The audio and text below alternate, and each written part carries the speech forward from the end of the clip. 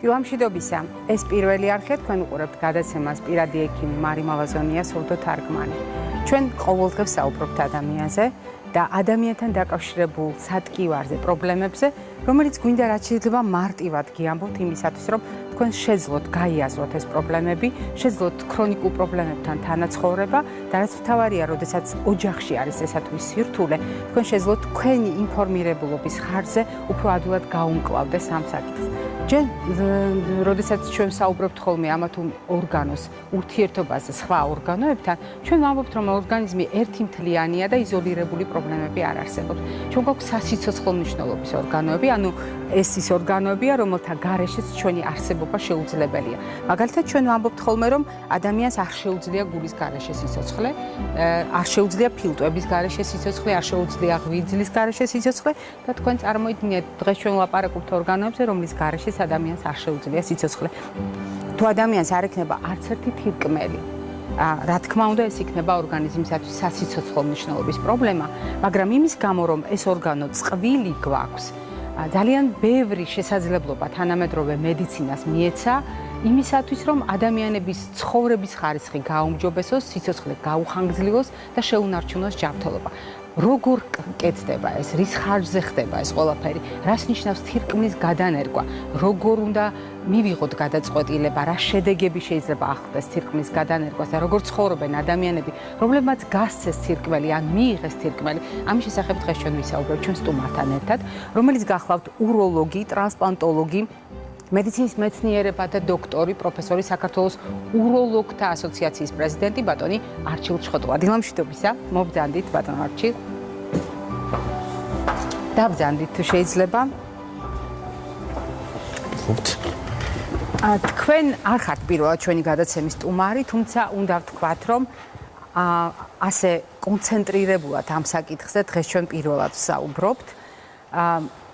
თავად თირკმლის გადანერგვა არ არის ახალი მოვლენა საქართველოში და ამას აქვს თავის წანამძღვრები, ასე არ არის? დილამშვიდობის, მადლობა მოწვევისთვის, მივესალმებით თქვენს ტელემაყურებელს. თირკმლის ტრანსპლანტაცია არის პირველი მიმართულება ტრანსპლანტოლოგიაში, რითაც დაიწყო საქართველოში ამ დარგის განვითარება და პირველი ესეთი ოპერაციები ჩატარდა ჯერ კიდევ წინა საუკუნის 70-იან წლებში, კონკრეტულად 1976 წელს, როდესაც მაშინდელ ქირურგიის სამეცნიერო კვლევით ცენტრში ჩატარდა 6 გვამური ორგანოს ტრანსპლანტაცია.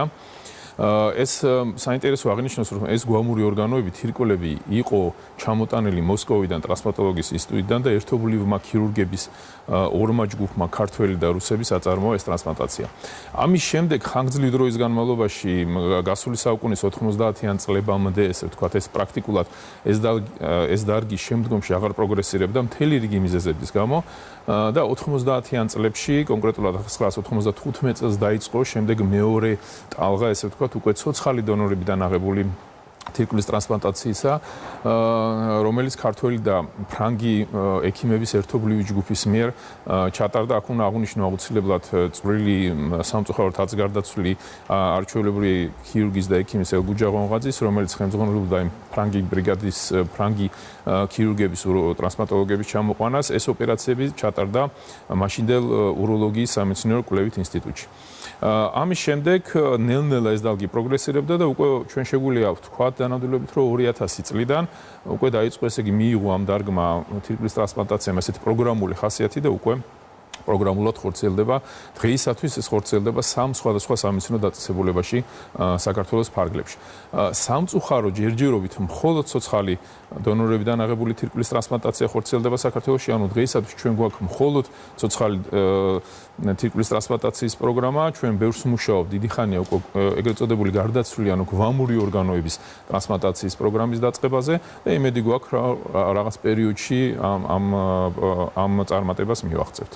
თქვენმა ინფორმაციამ მე მაფიქრებინა, რომ მოთხოვნა და საჭიროება უფრო მეტია, ვიდრე ჩვენ გვაქვს რეალური შესაძლებლობა განვახორციელოთ, იმიტომ რომ აი მაგალითად, რაზედაც თქვენ საუბრობდით, წყარო, მხოლოდ ცოცხალი ორგანიზმი თუ არ იქნება და გვექნება ის შესაძლებლობა, რომლის განვითარებაზეც თქვენ ახლა ბრძანეთ, ეს უფრო მეტი ადამიანის თირკმლის გადარჩენის შესაძლებლობას მოგცემს, უფრო მეტი ადამიანის ჯანმრთელობის და ცხოვრების ხარისხის გაუმჯობესების შესაძლებლობას, მაგრამ ამავე დროს თქვენმა ინფორმაციამ კიდევ ერთხელ გვაფიქრებინა, რომ ამ დარგში ჩვენ ახალბედები არ ვართ.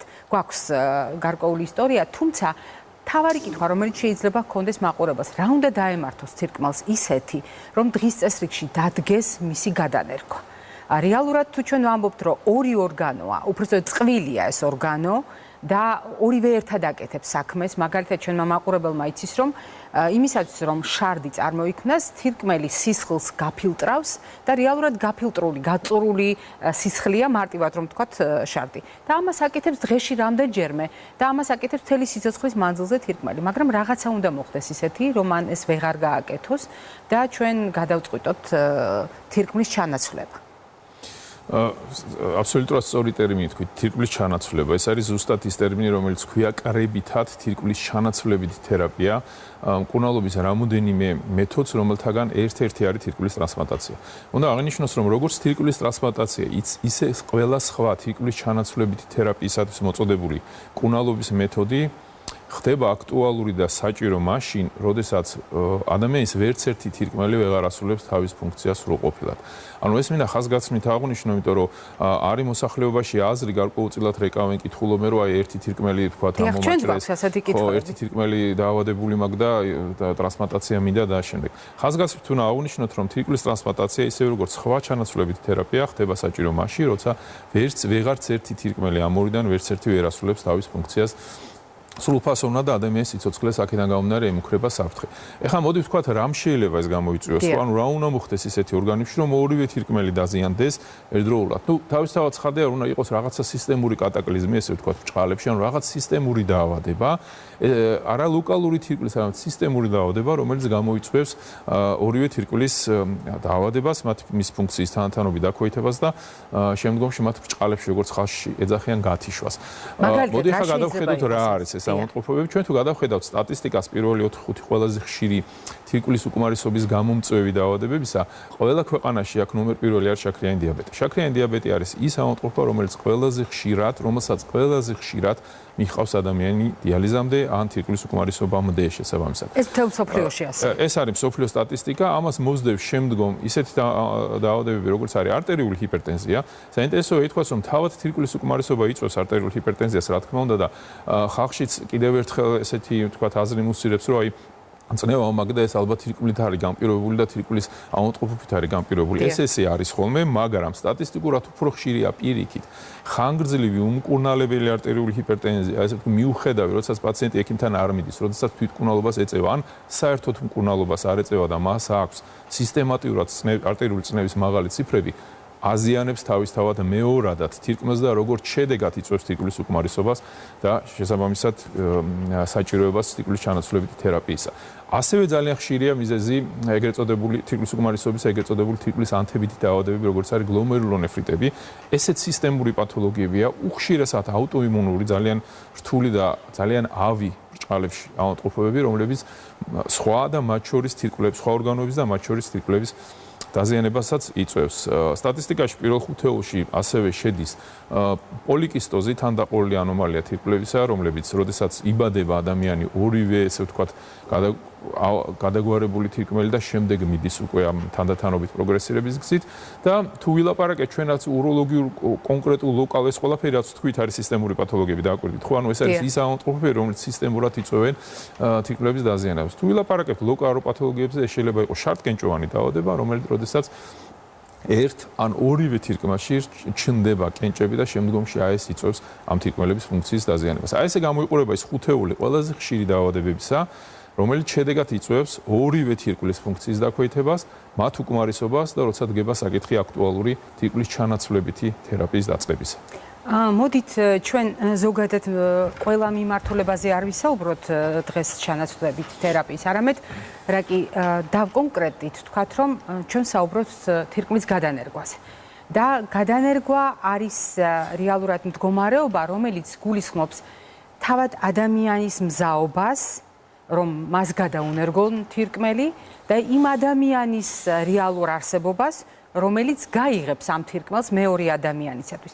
ამიტომ გამოდის, რომ თქვენ მართავთ არა მხოლოდ ერთი ადამიანის ჯანმრთელობას, არამედ მართავთ მინიმუმ ორი ადამიანის ჯანმრთელობას, იმიტომ რომ თქვენ მართალია ჯანმრთელი ადამიანის თირკმელი უნდა გადაუნერგოთ პაციენტს, მაგრამ ის ადამიანის მისახედი და მოსავლელია და ასეთ შემთხვევაში თქვენ გჭირდებათ ორივეს მდგომარეობის გააზრება. პირველი დავიწყოთ იქიდან როგორ ვეძებთ დონორს. ჩვენ ხო არ შეგვიძლია ასე ნებისმიერად ავირჩიოთ. როგორ ხდება ამის დარეგულირება, როგორც სამედიცინო თვალსაზრისით, ისე სახელმწიფოებრივად, იმიტომ რომ ეს არ არის მხოლოდ სამედიცინო პრობლემა. გეთანხმებით, ეს არის სამედიცინო და ამასთან ერთად იურიდიული ლეგალური საკითხი, რომელიც ძალიან მნიშვნელოვანია და რომელიც ამათ შორის უფრო მნიშვნელოვანი გაცმარიც. ხა რაც შეეხება იურიდიულ საკითხებს, წლების განმავლობაში ალბათ მოსახლეობამ იცის, რომ საქართველოში კონკრეტულად 2000 წლიდან 18 წელია უკვე საქართველოში არსებობს კანონი ორგანოთა გადანერგვის შესახებ, რომელიც არეგულირებს იურიდიულ მხარეს ამ პროცესის. ამ კანონის მიხედვით კონკრეტულად იყო განსაზღვრული იმ პირების ვინაობა, უпростоრად იმ პირების კუთვნილება ნათესაური, რომელსაც შეეძლო გაეღო თირკმელი და არა მარტო არამედ ორგანო უსასყიდლოდ ხაზი მინდა გაუსვა პაციენტისათვის გადანერგვის მიზნით. და ესენი იყვნენ კონკრეტულად ოჯახის წევრები და უახლოესი ნათესავები. ეს კანონი მოქმედებდა და ძალაში იყო დიდი ხნის პრაქტიკულად 14-15 წლის განმავლობაში და სულ რაღაც 3 წლის წინ საქართველოში მოხდა ძალიან მნიშვნელოვანი იურიდიული ფაქტი ის, რომ საქართველოს საკონსტიტუციო სასამართლომ შეაჩერა ამ კანონის მოქმედება. იქ იყო კონკრეტული საჩივარი ერთ-ერთი პაციენტისა, რომელსაც ესაჭიროებოდა ღვიძლის ტრანსპლანტაცია, მას არ ჰყავდა დონორი და მისი სიცოცხლის უფლება ირღვეოდა და აი ამ მოტივით მან შეარჩერა ამ კონკრეტული მუხლის მოქმედება. ანუ დღის მოცემულობით საქართველოში და ეს არის პრეცედენტული მინდა ვთქვა ფაქტი, პრაქტიკულად ნებისმიერ ადამიანს შეუძლია გახდეს ნებისმიერი პაციენტის ადამიანის დონორი, მისცეს მას ორგანო, მაგრამ აქ არის ძალიან პრინციპული მნიშვნელობა ორი. ერთი, ეს ფაქტი დონაციისა უნდა იყოს აბსოლუტურად ალტრუისტული, იმიტომ რომ უანგარო, არაფინანსურად, არა იმის სხვა მოტივებით თქვა კომპენსირებული, იმიტომ რომ ეს ითვლება ორგანოთა გაყიდვაში, ან კომერციალიზაციაში, რაც ყველა ქვეყანაში, მათ შორის საქართველოში იზრდება კანონით. ანუ საქართველოში სისხლის სამართლის კოდექსში დარჩა ის მუხლი, რომელიც ორგანოებით ვაჭრობას, ანუ ამ დარგში ფულის აღმიცემლობას სჯის სისხლის სამართლის კანონმდებლობით, მაგრამ ამავე დროს კანონი იძახს, რომ ნებისმიერ ადამიანს შეუძლია მისცეს ნებისმიერ ადამიანს ორგანო და ამას ქვია ემოციურად დაკავშირებული დონაცია. მაშინ როგორ ხდება ეს ამბავი? აი ეს არის სწორედ მეორე ფაქტი მნიშვნელოვანი, რაც უნდა იცოდეს მოსახლეობამ და რეგულაცია. იმ შემთხვევაში თუ ეს არის ემოციურად დაკავშირებული დონაცია, ბევრი ფაქტი შეიძლება ამის მოიყვანოს, თქვა როგორი შეიძლება იყოს ემოციურად დაკავშირებული კავშირი დონორსა და რეციპიენტს შორის. ეს ყველი მიდის სასამართლოში, შეაქვს განცხადება სასამართლოში იმისა, რომ ერთ სურს მისცეს მეორეს უანგაროდ ორგანო, იქნება ეს თირკმელი, ღვიძლის ნაწილი თუ სხვა ორგანო და მხოლოდ სასამართლოს განჩინების და სასამართლოს ნებათვის შემდეგ მოდის წყვილი უკვე სამედიცინო დაწესებულებაში და სამედიცინო პერსონალთან, არო ექიმებთან. და მხოლოდ ამის შემდეგ გვაქვს ჩვენ უფლება მომემსახუროთ მათ და ვაწარმოოთ ეს ოპერაცია. აი დღეს მონაცემებით ესე რეგულირდება ეს კანონმდებლობით საქართველოში. მე მაქვს კიდევ რამდენიმე კითხვა, რომელიც მაყურებლის კითხვას ეყრდნობა, მაგრამ ამავე დროს მე ვისარგებლებ შემთხვევით და კვების ბლოკში გადავინაცვლებ, იმიტომ რომ თქვენი ფრაზებიდან გამომდინარე და მაყურებლის კითხვიდან გამომდინარე, მეც მაქვს სათქმელი. იმიტომ რომ, როდესაც ჩვენ საუბრობთ მაგალითად, რომელ ზონაში უნდა იყოს თირკმელთან საუბრისას შაქარი და მარილი, თქვენ ახსენეთ ორი ძალიან მნიშვნელოვანი პრობლემა, რომელსაც თირკმლის უკმარისობასთან მივყავართ და დღევანდელი კვლევებით დადგენილია. არსებობს გარკვეული პოპულაციები, რომლებიც განსაკუთრებით მგრძნობიარეა მარილის მიმართ. ამას მარილმგრძნობიარე ჰიპერტენზია ჰქვია, ცალკეც კი არის გამოყოფილი ეს ჯგუფი. მიუხედავად გენეზისა, არტერიული ჰიპერტენზიის დროს ჩვენ გვაქვს რისკი მარილის გამოყენების შემთხვევაში სითხის შეკავების, განსაკუთრებით თუ თირკმელს პრობლემა აქვს და დამძიმების ჰიპერტენზიის, მაგრამ თუ ამას ვაკეთებთ ეგრეთ წოდებულ მარილმგრძნობიარე პოპულაციაში, ეს რეაქცია კიდევ უფრო მძაფრია. როდესაც ჩვენ ვლაპარაკობთ ადვილად შეთვისებადი ნახშირწყლების გამოყენებაზე და შაქარი უპირველეს ყოვლისა არის ყველაზე ადვილად შეთვისებადი ნახშირწყალი, ეს ქმნის რისკს არა მარტო შაქრიანი დიაბეტის დროს, არამედ ყველა იმ ადამიანის შემთხვევაში, ვისაც აქვს ინსულინ რეზისტენტობა, მეტაბოლური სინდრომი. ეს არის პრედიაბეტური მდგომარეობები, ანუ ადამიანები, რომლებიც ერთი ნაბიჯით მიუახლოვდნენ ამ დიაგნოზს და მათთვისაც ასეთი ტიპის კვება არის რისკის მატარებელი, იმიტომ რომ მათი ორგანიზმი განწყობილია უკვე შაქრიანი დიაბეტის კლინიკური სურათის გასაშლელად და მათ შორის იმ შედეგებით და იმ ცვლილებებით, რომელზედაც თქვენ ბატონო არჩილ საუბრობდით და აისახება თირკმლის მდგომარეობაზე. განსაკუთრებით ბევრი კითხვა გვაქვს ჩვენ ხორცთან დაკავშირებით და ხორც პროდუქტებთან დაკავშირებით იმ პირების მხრიდან, ვისაც აქვს თირკმელთან დაკავშირებული ესა თუ ის პრობლემა. თუ ჩვენ ლაპარაკობთ თირკმლის უკმარისობაზე, მაშინ აუცილებლად გასათვალისწინებელია დოზირებული მოხმარება, არა მარტო ცილის და ზომიერი მოხმარება, არამედ ცილების ხარისხობრივი მოხმარება. იმიტომ რომ ყველა კვლევა ადასტურებს, არ არის აუცილებელი დავთვალოთ ცილები უბრალოდ გრამებში, უმნიშვნელოვანესია დავთვალოთ რომელ ცილას ვიღებთ, იმიტომ რომ ორგანიზმი არ უნდა დარჩეს არც ერთი ამინომჟავის გარეშე. რა თქმა უნდა, ჩვენ შეიძლება ავარჩიოთ, მაგალითად, ავიღოთ ლობიოს ცილა და ავიღოთ ხორცის ცილა, ავიღოთ ხორცის ცილა და ავიღოთ თევზის და ავიღოთ რძის ცილა, რომელიც ეტალონურია, ყველაზე ადვილად შეითვისება. რასაკვირველია, აქ არის არსებითი განსხვავება და იმაში, რომ შეიძლება ლობიოს ცილაც და ისპანახის ცილაც მიიღოს ადამიანმა და შეიძლება მიიღოს რძის ცილაც, მაგრამ განსხვავება 100 გრამში იქნება ის, რომ რძის მეშვეობით ყველა ამინომჟავას მიიღებს, მაგრამ ლობიოს მეშვეობით ვერ მიიღებს ყველა ამინომჟავას და მაშინ მას დასჭირდება მაგალითად დაწყვილება ხორბალთან იმისათვის რომ ლიზინი და მეთიონინი ეს გამოტოვებული ამინომჟავები შეივსოს. მაგრამ თუ ჩვენ ლაპარაკობთ რაოდენობრივ კონტროლზე, ეს აუცილებლად უნდა იყოს შეთანხმებული მკურნალ ექიმთან, იმიტომ რომ ის საზღვრავს რამდენი ცილის უფლება შეიძლება მისცეს თირკმლის ფუნქციიდან გამომდინარე. მეორე საკითხია, რატომ გვიკრძალავენ ხილსა და ბოსტნეულს? მე რამდენჯერმე გაგიმხილეთ, რომ კალიუმის მაღალი შემცველობა ამ პროდუქტებში მოითხოვს ამ პროდუქტების კონტროლს. და მათ შორის ჩვენ არა მარტო ნატრიუმს ვაკონტროლებთ, არამედ ვაკონტროლებთ კალიუმს და კიდევ ერთ ნივთიერებას, ერთ ელემენტს, ეს გახლავთ კალციუმი.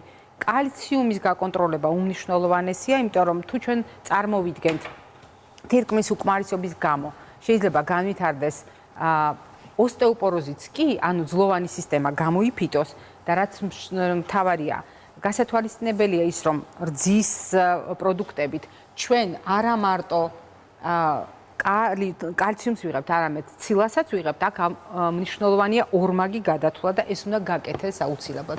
მე აქ მაქვს კვერცხი, რომელიც შეიძლება იყოს ასევე ცილოვან პროდუქტებში, უბრალოდ სიფრთხილის ზონაში უნდა იყოს, რა თქმა უნდა, და თუ ჩვენ ვლაპარაკობთ რძის პროდუქტებზე და საუბრობთ ცხიმებზე, აქ გასათვალისწინებელია ჭარბი წონის შემთხვევაში შაქრიანი დიაბეტის ტიპი 2-ის განვითარების რისკი გასათვალისწინებელია თირკმლის ფუნქციის შესანარჩუნებლად წყლის მოხმარების აუცილებელი რაოდენობა და ალკოჰოლთან დაკავშირებული სიფრთხილეები, რომელზედაც ჩვენ არაერთხელ გვითქვამთ. თუმცა მე მინდა ვისარგებლო შემთხვევით და გითხრათ ერთი ძალიან მნიშვნელოვანი რამ. თუ ჩვენ ვლაპარაკობთ თირკმლის გადანერგვაზე, თუ ჩვენ ვლაპარაკობთ შემდგომ მდგომარეობებზე, უმნიშვნელოვანესი არის ორგანიზმის იმუნიტეტი და ის რესურსი, რომელიც ადამიანს აქვს. და გასულ კვირას ჟურნალმა Cell, ანუ უჯრედმა, გამოაქვეყნა პრაქტიკულად სენსაციური სამეცნიერო კვლევა, რომელიც ეფუძნება იმას, რომ ჩვენი ნაწლავის ფლორა იცვლება მიგრაციის პროცესში. და ეს კვლევა ჩატარდა ამერიკაში მიგრირებულ ადამიანებზე. აღმოჩნდა, რომ მათი მიკრობული ფლორა, ანუ მიკრობების ხასიათი და სახეობა შეიცვალა ამერიკაში საცხოვრებლად გადასვლის შემდეგ და ამან განაპირობა მათში ჭარბი წონა, განაპირობა ტიპი 2 დიაბეტის რისკის გაზრდა, რაც იმას ადასტურებს, რომ თუ ჩვენ ვლაპარაკობთ, რომ ნაწლავი ჩვენი მეორე ტვინია და ის განსაზღვრავს ბევრად იმუნიტეტს, მაშინ ასეთი დარღვევები ნაწლავის ფლორაში შეიძლება იყოს ძალიან მძიმე დარტყმა ჩვენს იმუნიტეტზე. ამის გათვალისწინება თანამედროვე საზოგადოებას სჭირდება. მე ამ თემას აუცილებლად ამ კვლევასაც დაუბრუნდები, თუმცა მანამდე ჩვენ გვაქვს საშუალება ერთად ნახოთ სიუჟეტი რუბრიკიდან მშობლის დღიური და ეს სიუჟეტი არის ზუგდიდიდან. კრისტი შანავა ავტორი სიუჟეტის. ჩემმა შვილმა საკუთარი თავი მაპოვნა. ჩემი შვილი სამყაროს გარეშე სხვა ადამიანი ვიქნება. მე მირიანის დედა. ჩემი შვილი ყოველთვის ხსნობს თუ როგორ განწყობაზე. მე ნიკას მამა ვარ. დაინახე რა. მე დათაშროს ლევანჩოს ბარბარეს ალექსანდრეს და მიხმარე მიზნის მე მიღწევაში. გაბრიელის მამა ვარ.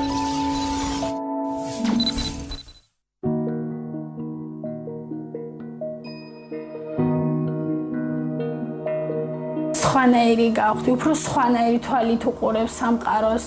ეხლა ვცდილობ სხვასაც დავეხმარო, ჩემნაირ დედებს, ვისაც პირველი შოკური რეაქცია აქვთ ამ ყველაფერთან. ყველას ამას ვეუბნები, რომ რწმენა არასდროს არ დაკარგოთ. ლიზი არის 4 წლის, ჩვენ ვართ სუგდიდიდან. დაიბადა ყოველგვარი გართულების გარეშე, არანაირი პათოლოგია არ იყო. 2 თვის იყო, როდესაც დაუსვეს საკმაოდ მძიმე დიაგნოზი. ეს იყო ეპილეფსია, ოტაჰარას სინდრომი. დავიწყეთ ინფორმაციის მოძიება. რაც მოვიძიეთ პირველი ის იყო, რომ ეს არის ძალიან იშვიათი დაავადება და ბავშვები ამ დაავადებით ცოცხლობენ სადღაც 1 წლამდე. ეს მართლა ძალიან ისეთი შოკი იყო, ვერც ხვდებოდი. ანუ შეგრძნება იყო ისეთი თითქოს და ვამბობდი, რომ არ მჯერა, მგონია რაღაცა მიწა მეცლება და ჰაერში ვარ. ამას ისიც დაემატა, რომ ლიზის მამა საკმაოდ სუსტი აღმოჩნდა და ადგა და დატოვა ოჯახი. ამ რეალობის წინაშე აღმოჩნდი სრულიად მარტო, მაგრამ მშობლების გვერდში დგომით მივხვდი, რომ უკვე სხვა გზა არ მქონდა, უნდა ყოფილიყავი ძლიერი, რადგან ლიზის ძლიერი დედა სჭირდებოდა. შევეცადე, რომ ექიმი გამომეცვალა, მინდოდა, რომ რაღაცა უფრო პოზიტიური გამეგო, რასაც ჩავებღაუჭებოდი. წავედით სხვა ექიმთან და ვითხრეს, რომ ეს არ არის ოტაჰარა, ეს არის ვესტის სინდრომი, საკმაოდ რთულად დასამორჩილებელი, მაგრამ სასიკვდილო არ არის. ძალიან რთული ეტაპები გამოვიარე, დაჯახებასავით იყო ჩემ ცხოვრებაში, დეპრესიაშიც ვიყავი, მაგრამ ლიზიმ გამაძლიერა და ცხოვრებას სულ სხვა თვალით დამანახა, უფრო მებრძოლი გავხდი. ვცდილობთ ყველანაირად, ანუ რაც კი რამე არის, რაც კი რამე სერვისია, ყველგან ჩავრთოთ, რეაბილიტაციის კურსს გავდივართ. თავიდან საერთოდ არაფერი არ ვიცოდი, მაგრამ შემდეგ დავიწყეთ ამ ყველაფერთან შეგუება და გაცნობიერება და ამ ყველაფრით ცხოვრება ვისწავლე. დღეს ლიზის შედარებით უკეთესი მდგომარეობა აქვს, იმიტომ რომ რაც თავიდან იყო კატასტროფა, ეხლა ლიზი ხმებზე რეაგირებს, ცნობს ჩემ ხმას, უფრო კონტაქტური გახდა. წინსვლა ნამდვილად გვაქვს, თუნდაც ის რომ შეუძლია გაიაროს რამოდენიმე ნაბიჯი. მიუხედავად იმისა, რომ მეუბნებოდნენ, იცი რომ შენი შვილი ვერასდროს ვერ გაივლის და ეტლში იქნება, ეს მძიმე, ანუ ტვირთია რაღაცა. მე წარმოდგენებში ესე მყავდა ლიზი დანახული, რომ ლიზი შეეძლო გავლა, უბრალოდ ამისთვის იყო ბრძოლა საჭირო. არასდროს არ მქონდა ის გონებაში, რომ ის ვერასდროს ვერ გაივლიდა და რაღაც არა, ეს წმენა ყოველს მქონდა, რომ ის გაივლიდა. მე დღეს ბედნიერი ვარ ნამდვილად, რომ ლიზის დედა ვარ.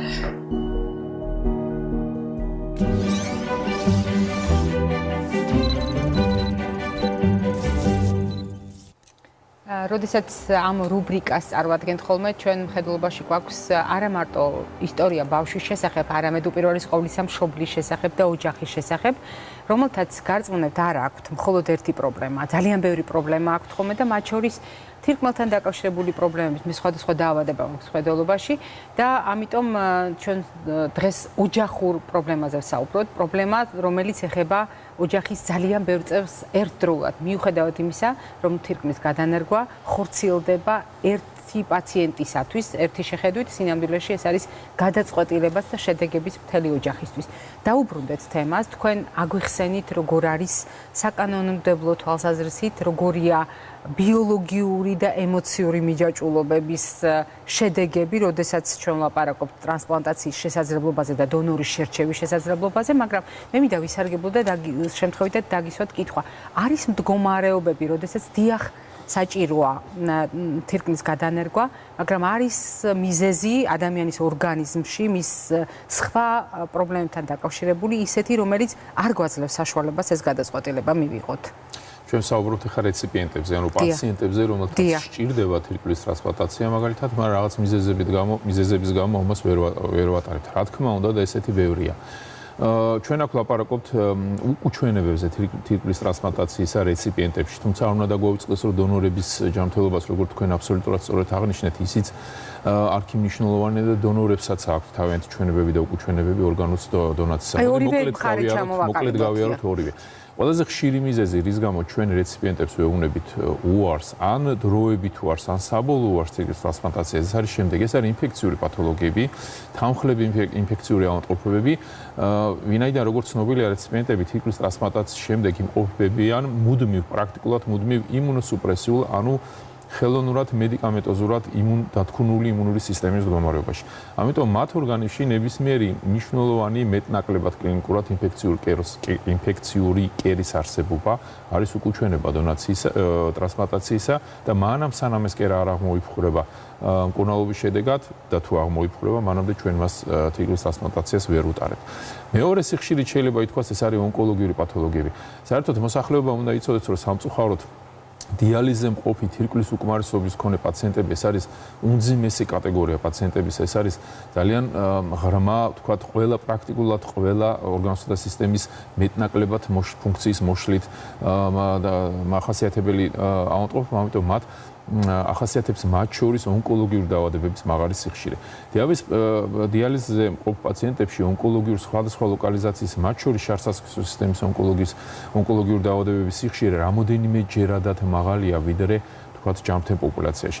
ამიტომ თანმხლები და არსებული ონკოლოგიური დაავადებები ან უახლოეს წარსულში გადატანილი ონკოლოგიური დაავადებები არის უკუჩვენება თირკმლის მათ შორის ტრანსპლანტაციისა და თუ არ გავიდა რაღაც პერიოდი, ეს არის ჩვეულებრივ 3-5 წელი, მანამ სანამ ეს ონკოლოგიური დაავადება მთლიანად არ იქნება ორგანიზმიდან აღმოფხვრივი, მანამდე ჩვენ მათ ვერ განვიხილავთ პოტენციურ რეციპიენტებად. ასევე მნიშვნელოვანია სხვა სერიოზული ორგანოებისა და სასიცოცხლო სისტემების დაავადებები, როგორც არის გულსახუთა სისტემის დაავადებები, რომლებიც ასევე ძალიან ხშირია დიალიზზე მყოფ პაციენტებში. ეს არის ფილტვების ქრონიკული დაავადებები, ეს არის ღვიძლის დაავადებები, ეს არის ქრონიკული ჰეპატიტი B-C, რომელიც ამ პოპულაციაში კიდევ ერთხელ ბევრად უფრო ხშირია, რამოდენიმეჯერად უფრო ხშირია ვიდრე ჯამთენ პოპულაციაში ან არადიალიზზე მყოფ სხვა პაციენტებში მთელი რიგი მიზეზების გამო. ამიტომ თუ ეს რაც ჩამოთვალი და კიდევ ბევრი სხვა, თუ ეს ყველაფერი არ არის გაკონტროლებული, თუ ეს ყველაფერი არ არის შეფასებული სწორად, მაშინ თირკმლის ტრანსპლანტაცია ამ პაციენტებში უკუნაჩვენებია და არ უნდა კითხვა ასეთი, ბატონო არჩილ, ადამიანი, რომელმაც უნდა გასცეს თირკმელი, შეიძლება თუ არა ჰქონდეს მას ონკოლოგიური დიაგნოზი, ნამკურნალები იყოს, დიდი ხნის წინ, 10 წლის წინ გადატანილი აქვს ოპერაცია, ამჟამად პრაქტიკულად ჯანმრთელი ადამიანია და შეუძლია თუ არა გასცეს თირკმელი. კი, ამ კონკრეტულ შემთხვევაში შეიძლება, ვინაიდან 10 წელი სცილდება რამოდენიმეჯერადად, როგორც ეს არის კიდევ ერთხელ 3-5 წელი მაქსიმუმ, იმის და მიხედვით, რომელი ონკოლოგიური დაავადება იყო, რამდენად აგრესიული იყო ის, თქვათ, ნაკლებად აგრესიულების შემთხვევაში შეიძლება იყოს 3 წელი, უფრო მეტად აგრესიული ონკოლოგიური დაავადებების შემთხვევაში შეიძლება იყოს 5 წელი, მაგრამ 10 წელი თუ გასულია უკვე ამ კონკრეტული დონორის, თქვათ, გადატანილი ონკოლოგიური დაავადებიდან და ეხლა ამ ეტაპზე მას იმ ონკოლოგიის არანაირი ნიშანი არ აქვს, კი შეიძლება იყოს განხილული როგორც დონორი. მივადექით გარკვეულწილად თავისთავად, ესე იგი დონორის ჯანმრთელობა არის უაღრესად მნიშვნელოვანი და მნიშვნელოვანი იმ მომენტისათვის, სანამ პირველ რიგში იმ მომენტისათვის, სანამ ჩატარდება თირკმლის ტრანსპლანტაცია. ანუ დონორი უნდა შეფასდეს მისი ჯანმრთელობის მდგომარეობა ტრანსპლანტაციამდე და რა თქმა უნდა, მერე უკვე ის უნდა იყოს გარკვეული პერიოდის განმავლობაში აქტიური მეთვალყურეობის ქვეშ. ონკოლოგიური დაავადებები თქვით, ასევე ინფექციური ავადმყოფობები, ინფექციური დაავადებები თუ აქვს დონორს, ვერ იქნება ის განხილული თირკმლის. ანუ ინფექცია და ონკოლოგია ორივე შემთხვევაში ძალიან აქტუალურია. ორივე შემთხვევაში მნიშვნელოვანია და ეს ორივე ეს ავადმყოფობა როგორც დონორში, რეციპიენტში, გადანერგვის მომენტისთვის უნდა იყოს ალაგებული, უნდა იყოს ნამკურნალები და ბრჭყალებში მორჩენილი. წინააღმდეგ შემთხვევაში ეს საკითხი ვერც თირკმლის და ვერც სხვა ორგანოს ტრანსპლანტაციისა ვერ დადგება. ასაკი არის ძალიან მნიშვნელოვანი. როგორც წესი, ასაკი არის ძალიან პირობითი, მაგრამ ამასთან ერთად მნიშვნელოვანი, იმიტომ რომ ცნობილია, რომ ასაკის ზრდასთან ერთად ორგანოს, მათ შორის თირკმლის ტრანსპლანტაციის შედეგები უარესია. ანუ ხნოვანია, მოდი ესე ვთქვათ, დონორი თირკმლის ტრანსპლანტაციის შედეგები, ხანგრძლივი შედეგები თანდათან უარესდება. ჩვენ როგორც წესი ჩვენ პრაქტიკაში 65 წლის ზემოთ უარს ვეუბნებით სამწუხაროდ დონორებს 60 წლამდე ითვლება სტანდარტული დონორი, ანუ ის არის სტანდარტული როგორც ჩვეულები, რომელსაც ასაკის მხრივ არანაირი პრობლემა არ აქვს 60 და 65 წელს შორის ჩვენ ვაფასებთ დონორს ბიოლოგიური ასაკის მიხედვით. რამდენად ის მისი ბიოლოგიური ასაკი შეესაბამება ამ ოპერაციას. შესაბამისად საკითხი ინდივიდუალურად წყდება ასე შემთხვევაში. ინდივიდუალურად ყველა ასეთ დონორში. სქესს არანაირი პრაქტიკულად მნიშვნელობა არ აქვს. სხვა ორგანოთა ფუნქციები იგივე რაც თქვით რეციპიენტის შემთხვევაში ესე უნდა მოხდეს კომპლექსურად შეფასება დონორის ძალიან ჰეპატიტი და აივ ინფექცია აქაც გათვალისწინებული ხდება რასაკვირველია. მაყურებელი გვერდება დილამშვიდობისა გისმენთ? ალო. გისმენთ? და ჯერ მე ვარ 70 წელს მაქვს ცალი თითქმელი ბუნებრივად. დიახ. თქვენ ახსენეთ იქ ჩართული არ მქონდა ბოდიში და რომ შეიძლება თორემ მიღება მწვანილის რამე და მე გავიკეთე კიდე მქონდა ამ ცალ თირკმლში ცალი ბუნებრივად ხარ მქონდა ერთი ცალი მე ხო ის გავიკეთე კენჭი ლაზერით. დიახ. ამოვიდა და თორემ მწვანილის მიღება დოზა შეიძლება როგორ უნდა აი ეს მაინტერესებს. მადლობა შეკითხვისთვის. მოდით ეს მდგომარეობა შევაფასოთ თქვენი ჭრიდიდან. ბუნებრივად ადამიანი დაიბადა, როგორც ჩვენმა მაყურებელმა ბრძანა, აქვს ცალი თირკმელი და სავარაუდოდ შარტკენჭოვანი დაავადება. ეს რა რისკს ქმნის და რა უნდა იცოდეს ასეთ შემთხვევაში ადამიანმა? თავისთავად ერთი თანდაყოლილი თირკმლის არსებობა არ არის რისკ ფაქტორი კენჭოვანი დაავადების განვითარებისთვის, მინდა უთხრა მას, ისევე როგორც არ არის სხვა ავადმყოფობების განვითარების რისკ ფაქტორი, თუმცა ეს აძლიერებს და მოითხოვს იმას, რომ მეტი ყურადღება დაუთმოს ამ კონკრეტულმა ადამიანმა, მამაკაცმა და პაციენტმა თავის თირკმლის ჯანმრთელობას. აქ უკვე ლაპარაკია იმაზე, რომ ის არის შარტკენჭოვანი დაავადებული პაციენტი. სამწუხაროდ, რაც მან უნდა იცოდეს, არის ის, რომ შარტკენჭოვანი დაავადება არის ქრონიკული პათოლოგია, რომელიც ერთხელ და სამუდამოდ არ ინკურნება. აი, ამ სიტყვის გაგებით, რომ მან ჩაიტარა დღეს ლაზერული, როგორც თვითონ თქვა ლითოტრიფსია, მოიცილა ეს კენჭი, ეს არნიშნავს, რომ მას მთელი დარჩენილი ცხოვრების განმავლობაში კენჭი კიდევ აღარ გაუჩნდება თირკმლში. პირიქით, როცა ერთხელ გაჩნდება, მე ეს პაციენტი მაღალი რისკის ქვეშ არის, რომ განვეორდეს, რეციდივი მოხდეს ამ დაავადების და კენჭი ისევ გაუჩნდეს. რაც შეეხება დიეტურ ფაქტორებს, რომელიც დარწმუნებული ვარ თქვენ ჩემზე უკეთ შეგიძლიათ გაანალიზოთ, აქ მნიშვნელობა აქვს და ხაზი მინდა გაუსვა იმას, რა ქიმიური შემადგენლობის არის ის კონკრეტულად კენჭი, რომელიც ამ კონკრეტულ პაციენტს ჰქონდა და ნებისმიერ პაციენტს, იმიტომ რომ კენჭები თავისი ქიმიური შემადგენლობით განსხვავებულები არიან. შესაბამისად, განსხვავებულია მათი პროფილაქტიკა, მათი მეტაფილაქტიკა, მათი მედიკამენტოზური თერაპია, დიეტოთერაპია და ასე შემდეგ.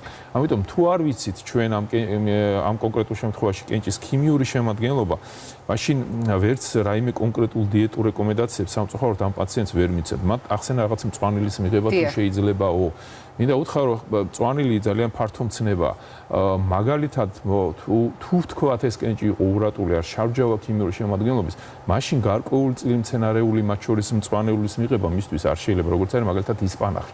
ძალიან გავრცელებული საქართველოში. დიახ და ამ შემდეგ. ამიტომ ყველაფერი დამოკიდებულია იმაზე, რა ქიმიური შემადგენლობის იყო ეს კენჭი. ამიტომ მე ურჩევ ამ პაციენტს, რომ იყოს ყურადღები და შემდეგი თუ ღმერთმა არ ქნას, მაგრამ მაინც მოხდა რეციდივი დაავადების, უთხრას უროლოგს და ეცადოს გაარკვიოს რა ქიმიური შემადგენლობისა მისი კენჭი. მერე გაადვილდება უკვე ყველა. დიახ, და მე თქვენი ნებართვით ერთადერთ წინადადებას ვიტყვი, ძალიან ხშირად ჩვენ გვჭირდება გავშიფროთ, ხომ არ არის აქ ნივთიერებათა ცვლის ისეთი დარღვევა, რომელსაც ქვია პურინების ცვლის დარღვევა, აი პოდაგრა, ძალიან ხშირად არის ხოლმე მამაკაცებში სწორედ ეს პრობლემა და ამის ფონზე გვაქვს კენჭები, მაშინ ორგანიზმში გარემო ისედაც შემჟავებულია და ჩვენ გვჭირდება ძალიან ბევრი პროდუქტის შერჩევა, დასატუტიანებლა და მათ შორის ელემენტარულად წყალში ლიმონის წვენის ჩასხმა იმისათვის, რომ ხელოვნურად შეუწყოთ ხელი ორგანიზმში აი ამ ჟავეარის განეიტრალებას. რაც შეეხება პროდუქტების, რამდენიმე ახსენა ბატონმა არჩილმა, მე გეტყვით, რომ ამავე ჯგუფში გადის მაგალითად ხურცის ნახარში, ამავე ჯგუფში გადის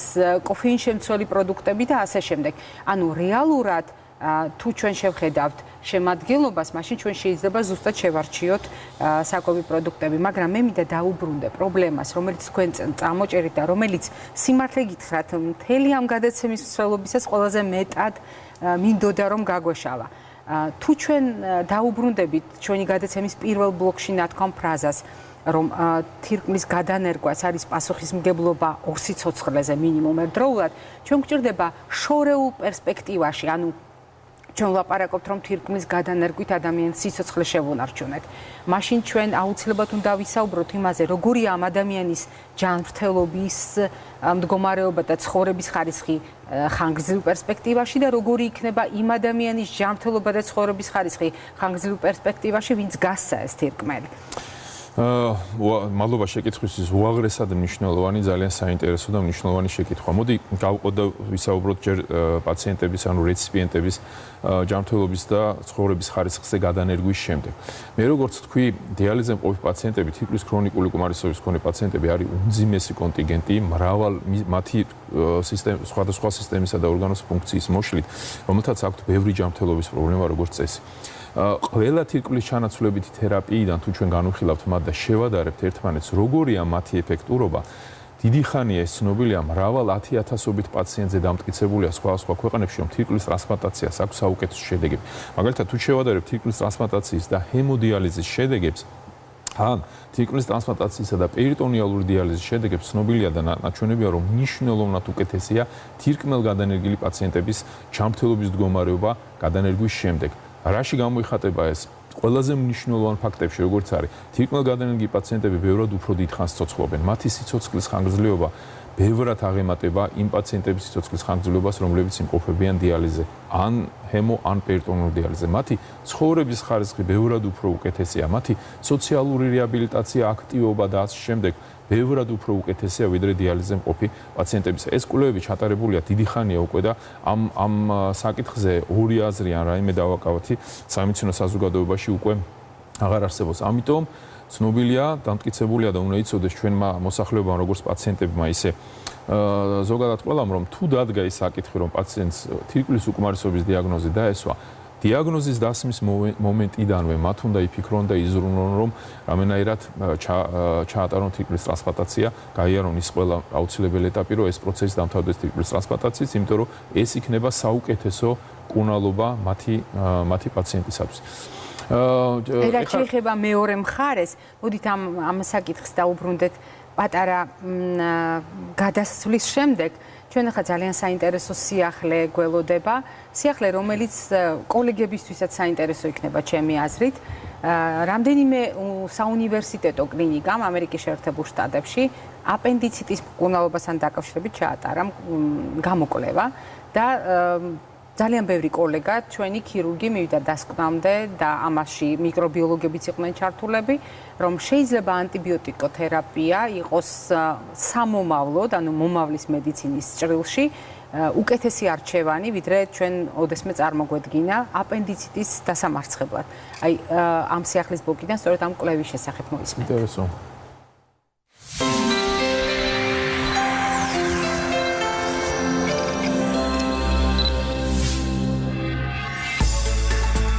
არის თუ არა ანტიბიოტიკის საკმარისი აპენდიციტის სამკურნალოდ? ფინელმა მეცნიერებმა ხანგრძლივი, მასშტაბური, რენდომიზირებული კვლევის შედეგი გამოაქვეყნეს. როგორც მკვლევარები ამტკიცებენ, მწვავე აპენდიციტის დროს ქირურგიული ჩარევა აუცილებლობას არ წარმოადგენს და მისი მკურნალობა ანტიბიოტიკოთერაპიითაა შესაძლებელი. მიუხედავად კვლევის სანდოობისა, მის გარშემო რამდენიმე სერიოზული კითხვა გაჩნდა. იწვევს თუ არა ანტიბიოტიკების მიღება მხოლოდ მოკლევადიან ეფექტს და რამდენად არსებობს გარანტია, რომ თერაპიის ჩატარების შემდეგ პაციენტები საოპერაციო მაგიდაზე გართულებულ მდგომარეობაში არ აღმოჩნდებიან. მეცნიერებმა სკეპტიკოსების კითხვებს 5-წლიანი კვლევით უპასუხეს და დაადასტურეს, რომ გაურთულებელი აპენდიციტის მქონე პაციენტების 2/3 სახლში ოპერაციის გარეშე დაბრუნდა, ხოლო მათთან, ვისაც ქირურგიული ჩარევა მაინც დასჭირდათ, ოპერაციის გადავადებით მდგომარეობა არ გაუარესებულა. კვლევის ხელმძღვანელი პაულინა სალმინენი აპენდიციტის ადრეული ფორმის მქონე 530 პაციენტს მკურნალობდა. მათი ასაკით 18-დან 60 წლამდე იყო და ისინი კლინიკაში 2009 წლის ნოემბრიდან 2012 წლის ივნისამდე იმყოფებოდნენ. ექსპერიმენტში მონაწილეები ორ ჯგუფად იყვნენ დაყოფილები.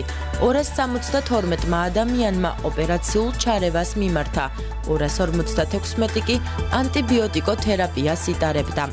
კვლევის დაწყებამდე ქირურგიულ ჯგუფში 2 პაციენტი გაურკვეველი მიზეზით გარდაიცვალა. ანტიბიოტიკების მომხმარებელთა გუნდიდან პირველივე წელს 70 ადამიანს ოპერაცია დასჭირდა. 5 წლის შემდეგ მათ რიგს კიდევ 30 პაციენტი შეუერთდა. 156 ადამიანი კი, ანუ თითქმის 61% სკალპელს ანტიბიოტიკების წყალობით გადაურჩა. ფინელი მეცნიერები ამ ეტაპზე ცდილობენ მკურნალობა გაცილებით ხანმოკლე და ეფექტიანი გახადონ. ასევე დასადგენია ხარჯი, რომლის გაღებაც მოუწევთ ანტიბიოტიკოთერაპიის მსურველ მომავალ პაციენტებს.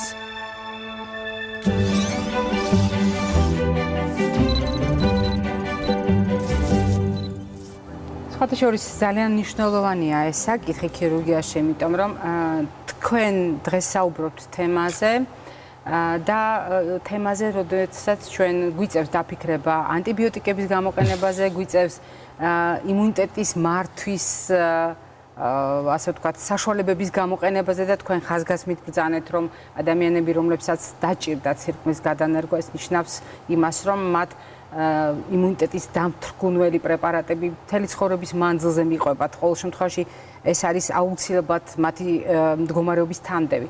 მაგრამ ჩვენ შევჩერდით იქ, სადაც უნდა გვესაუბრა დონორების ჯანმრთელობაზე. ანუ ადამიანებმა, რომლებმაც კეთილშობილური, ძალიან მნიშვნელოვანი გადაწყვეტილება მიიღეს, უანგაროდ გაიღეს თავიანთი ორგანო იმ ადამიანის დასახმარებლად, რომელსაც სხვა შესაძლებლობა აღარ ჰქონდა. მათ ჯანმრთელობას თუ ემუქრება საფრთხე? დონორების ჯანმრთელობის მდგომარეობა არის უაღრესად მნიშვნელოვანი და ჩვენი სამედიცინო პერსონალის, რომელიც მონაწილეობს ამ პროცესში, ერთ-ერთი ყველაზე მნიშვნელოვანი და არანაკლებ მნიშვნელოვანი ვიდრე პაციენტებისა ზრუნვის საგანი. აქ მე მინდა მოვიყვანო ერთი ესეთი რევოლუციური მე ვიტყოდი კვლევის შედეგი, სკანდინავიური კვლევა იყო, რომელიც გამოქვეყნდა ასევე გასულ საუკუნეში, რომელმაც მე ძალიან დიდი აჟიოტაჟი და კითხვები გამოიწვია, რომლებმაც შეისწავლეს ამ კვლევას შეისწავლეს დონორების ჯანმრთელობის მდგომარეობა ხანგრძლივ პოსტოპერაციულ პერიოდში და შეადარეს ისინი ჯანმრთელი არაოპერირებული, ანუ იმ ადამიანის ჯანმრთელობის მდგომარეობას, რომელსაც ჰქონდათ ორივე თირკმელი და მათ აჩვენეს, რომ დონორების სიცოცხლის ხანგრძლივობა ჯანმრთელობის მდგომარეობა უფრო უკეთესი იყო ვიდრე ზოგადი პოპულაციის. ანუ მათ თქვეს, რომ დონორები, თირკმლის დონორები მაგალითად უფრო დიდხანს ცოცხლობენ ვიდრე ჩვეულებრივი თქვათ ადამიანები და მე ამას მოყვა ძალიან დიდი დისკუსია იყო, კითხვები რომ რა ესე იგი სასარგებლოა თირკმლის ამოღება და არა. სინამდვილეში ძალიან მარტივია ამაზე პასუხი. დონორები მანამდე სანამ ისინი მივლენ იმ გადაწყვეტილებამდე, რომ მათ სამედიცინო პერსონალი ეტყვის, რომ ისინი დიახ გამოდგებიან თირკმლის დონაციისათვის, ისინი გადიან ძალიან ღრმა სამედიცინო გამოკვლევებს. ანუ მათ უტარდებათ პრაქტიკულად ყველა იმ ორგანოსა და სისტემის, რომელიც მე ჩამოთვალე და სერიოზული ავტომობილების სკრინინგი და მხოლოდ ამის შემდეგ, რაც უკვე გახდება ცნობილი, რომ მათი ზოგადი ჯანმრთელობის მდგომარეობა არის კარგი ან ძალიან კარგი, მხოლოდ ამის შემდეგ განიხილებიან ისინი ორგანოს დონორებად. ანუ რეალურად უკეთესი ჯანმრთელობის ადამიანებს ვართ. სელექტიური ჯგუფი ზოგადი პოპულაციიდან იმ ადამიანებისა, რომელთაც არ აქვთ არტერიული ჰიპერტენზია, არ აქვთ გულის უკმარისობა, არ აქვთ ათეროსკლეროზი, კენჭოვანი დაავადებები, ინფექციები, ონკოლოგია და ამ შემდეგ. რა თქმა უნდა, მათი ჯანმრთელობის მდგომარეობა იქნება საწყის მომენტიდანვე უკეთესი და მათი პერსპექტივა ჯანმრთელობისა სიცოცხლის არის უკეთესი ვიდრე ზოგადი პოპულაციისა. მაგრამ რა უყოთავთ ოპერაციასთან და ოპერაციასთან დაკავშირებულ რისკებს და ოპერაციის შემდგომ. თუმცა ბოდიში უნდა ალბათ აგრეთი ფაქტორიც ვახსენოთ. თუ ადამიანმა იცის, რომ შეგნებულად მიიღო ეს გადაწყვეტილება და თუ იცის, რომ ცხოვრების დანარჩენი გზა უნდა გააგრძელოს ერთი თირკმლით, ის შეიძლება კიდევ უფრო მეტად მზრუნველი იყოს თავისი კარგი ჯანმრთელობის მიმართ და ამანაც გაზარდოს მისი ჯანმრთელობის მაჩვენებლები და ცხოვრების ხარისხი და ღერძელობის მაჩვენებელით. კი, ისინი უნდა იყვნენ და არიან და ამას სამედიცინო პერსონალი მათ რა თქმა უნდა ამ ინფორმაციას ოპერაციის წინ და ოპერაციის შემდგომ ჩვენ მათ ვაძლევთ და ისინი იმყოფებიან გარკვეული რეგულარობით მეთვალყურეობის ქვეშ. ეს არ არის ისეთი მკაცრი მეთვალყურეობის რეჟიმი, როგორც რეციპიენტებში, თქვათ ეს არ არის თვეში ერთხელ ან ვით უმეტეს კვირაში ერთხელ, მაგრამ რაღაც გარკვეული რეგულარობით მან უნდა ჩაიტანონ რუტინული ის, რაც აუცილებელია სამედიცინო კვლევები, გაისაუბრონ ექიმებს, სამედიცინო პერსონალს და დაიცვან მარტივი, არა ძალიან მკაცრი, ესე ვთქვათ, შეზღუდვები სხვადასხვა საკითხში, როგორც არის თქვა, კვების რაციონი, ფიზიკური აქტივობა, ცხოვრების ჯანსაღი წესი, რასაც ქვია ეს კრებითად რომ თუ დავარქმევთ ეს თუ ისინი ამ წესს დაიცავენ ყველაფერს, ანუ ის რასაც მათ სამედიცინო პერსონალი ეტყვის და ამაში კრებითად შედის რეკომენდაციები კვების, ცხოვრების ჯანმრთელი წესის, რეგულარული სამედიცინო ვიზიტების და ასე შემდეგ შესახებ ისინი დაიცავენ. დონორები იცოცხლებენ უფრო დიდხანს და ისინი იქნებიან უფრო ჯანმრთელები, ვიდრე მათი შესაბამისი ასაკისა და სქესის ჯანმრთელი პოპულაციის ადამიანები. ამას სრული პასუხისმგებლობით ვეუბნები მე საზოგადოებას, ეს დამტკიცებულია კვლევებით 20-25 წლიანი მეთვალყურეობის ხანგრძლივობით, ანუ ოპერაციიდან 20-25 წლის მერე ეს კვლევები გამოქვეყნებულია ცნობილია, რომ დონორების ჯანმრთელობა მდგომარეობა არის უკეთესი. უფრო მეტიც ჩვენ პოპულაციაზე საქართველოზე ჩვენმა ჯგუფმა, ვინც მუშაობთ ამ დარგში შევისწავლეთ, ჩავატარეთ ეს კვლევები 13 წლის წინ. ჩვენს შევისწავლეთ ჯანმრთელობის მდგომარეობა და სიცოცხლის ხარისხის სამ კონტინგენტში. ესენი იყვნენ თირკმლის დონორები, ესენი იყვნენ ზოგადი პოპულაცია, რაც ვთქვი, და ჩვენ დავუმატეთ კიდე ის პაციენტები, რომელსაც იგივე ოპერაცია, ანუ ნეფრექტომია ჩაუტარდა ავანტყოფობის გამო, მაგალითად კენჭი ჰქონდათ, ან სიმსივნე ჰქონდათ თირკმლის. და შევადარეთ მათი ცხოვრების ხარისხი ერთმანეთს ამ სამ ჯგუფში. ეს იყო ძალიან საინტერესო კვლევა, რომელსაც შემდგომში მოყვა ძალიან დიდი გამოხმაურება და გარკვეულწილად ჩვენი მონაცემებით დაემთხვა ამ ლიტერატურაში არსებულ მონაცემებს. ამ სამი კატეგორიიდან საუკეთესო ცხოვრების ხარისხის მაჩვენებლები ჰქონდათ სწორედ თირკმლის დონორებს. შემდეგ მოდიოდა ზოგადი პოპულაცია და ყველაზე უარესი იყო ის პაციენტები, რომელთაც თირკმლის ოპერაცია, თირკმლის ამოღების ოპერაცია ჩაუტარდათ თირკმლის ავანტყოფობის გამო. აქ იგულისხმება როგორც ჯანმრთელობის მდგომარეობის, ისე რაც მთავარია, ის სიცოცხლის ხარისხს რო ვეძახით ჩვენ. მათი ფსიქოსოციალური სტატუსი, მათი სოციალური აქტივობა და ასე შემდეგ, მათი გუნებგანწყობა, ეს შეფასდა საერთაშორისოდ აპრობირებული და დანერგილი სპეციალური კითხვარებითა და შკალებით. ჩვენ ვაჩვენეთ, რომ ჩვენი საქართველოს დონორების ჯანმრთელობის მდგომარეობა და სიცოცხლის ხარისხი დონაციის შემდეგ არის არაჩვეულებრივი. მე მინდა ვთქვა, რომ არც ერთი ჩვენი დონორი, ყველა ჩვენი დონორი ცოცხალი, არც ერთი ჩვენი დონორს რაიმე სერიოზული ჯანმრთელობის პრობლემები ოპერაციის მერე არ ქონია, არც ერთი მათგანი დიალიზზე არ არის. მათი თირკმლის ფუნქცია ყველას რაც ყველაზე მნიშვნელოვანია ყველა დონორის არის ნორმალური, ასე რომ მინდა მოსახლეობა დავაწყნარო, რომ უთხრა ის, რაც უკვე ვთქვი და გავიმეორო კიდევ ერთხელ, რომ თუ თქვენ სამედიცინო პერსონალი გეტყვით, რომ თქვენ გამოდგებით დონორად და თქვენ ხართ უკვე ის ადამიანი, რომელსაც შეუძლია გასცეს თავის თირკმელი, ეს ნიშნავს, რომ თქვენი ჯანმრთელობის მდგომარეობა არის არაჩვეულებრივი და მომავალში მხოლოდ ცოტაოდენი ყურადღება უფრო მეტი საკმარისია იმისთვის, რომ თქვენ იყოთ კარგად. ძალიან დიდი მადლობა, ბატონო არჩილ.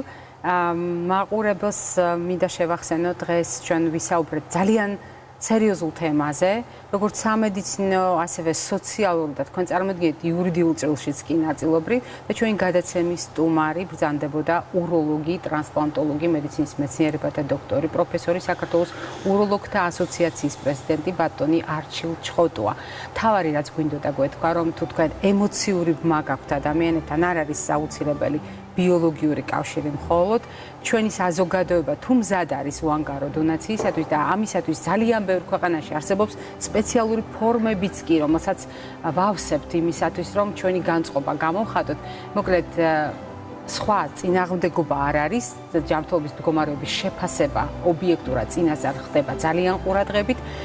რაც შეეხება ჩვენს ხვალინდელ შეხვედრას, მე გეტყვით, რომ რასაკვირველია ჩვენ ხვალდიდით პირდაპირ ეთერში შევხვდებით ერთმანეთს და გავაგრძელებთ თემას, რომელიც ზოგად ჰიგიენას ეხებოდა, თუმცა ამჯერად სურსათის უსაფრთხოებაზე, საკვები პროდუქტების უსაფრთხოებაზე და კვების ჰიგიენაზე ვისაუბრებთ თქვენი თხოვნით. ნახვამდის დღეგრძელობას გისურვებთ.